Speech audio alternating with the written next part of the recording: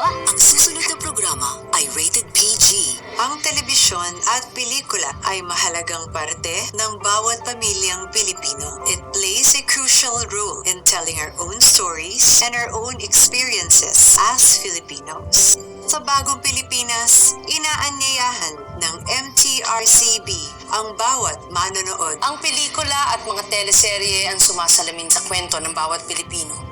It reminds us of who we are and gives us an idea of what we can become. Ito ang industriyang matuturing nating totoo at sariling atin. Kaya ang tunay na bida ng ating mga pelikula at telebisyon ay ikaw at ako. Tayong mga Pilipino.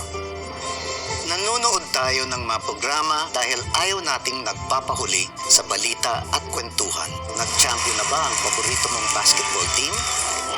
Bakit ba pula ang araw? Invested tayo sa mga karakter na pinapanood natin na parang mga tunay na tao sa totoong buhay. Ang telebisyon at ang mga sinihan ay nagsisilbi ring pangalawa nating tahanan.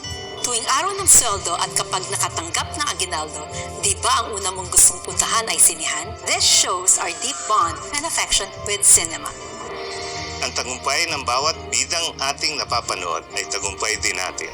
Lahat ng pwede nilang maramdaman ay ating ding mararamdaman. More than just the memory of a happy story, we have invested ourselves in the characters of our TV shows and movies. At sa bawat karakter na kinakapitan natin, sila ay nagiging bahagi ng ating pamilya. We are guided by the fact na ang pagpunta sa sinihan ay isang communal experience. And we honor the movie viewers by ensuring na ang mga sinihan will always represent the happy experience sa bawat manonood. We will make sure watching movies at cinemas is always a fantastic experience para sa lahat at palaging parte ng masasaya nating alaala. Cinema and television will remain a second home para sa pamilyang Pilipino. Kaya, we have to be responsible for what we put out there. At maging maingat sa bawat karakter na aming ginagampanan at maging mapagmatsyag sa bawat kwentong aming nilalaan. And we are hopeful that together, we can keep our local industry alive and vibrant para sa mga susunod pang henerasyon at para sa bagong Pilipino. Kasabay ng pagbabago, panatiliin nating masigla ang ating industriya. Dahil hindi lang ito nagbibigay ng libu-libong trabaho sa Pilipino. Kung hindi, nagbibigay din ito ng inspirasyon at tuwa sa ating lahat. Ang mga kwento sa pelikula o palabas sa telebisyon ay may kakayahang hugugin ang puso at isip ng bawat isa sa atin na tumutulong sa pagbuo ng isang bagong Pilipino.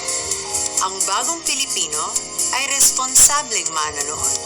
Kaya't sisiguraduhin ng MTRCB na protektahan at pagyamanin ang ating unique Filipino viewing experience. Kasama ang pribadong sektor, kaisa ninyo ako, ang aking pamilya at ang ating pamahalaan sa pagtangkilik sa mga pelikulang Pilipino at mga programang pang-telebisyon. Dahil ang bagong Pilipino ay ipinagmamalaki ang kwentong Pilipino. Bagong Pilipino!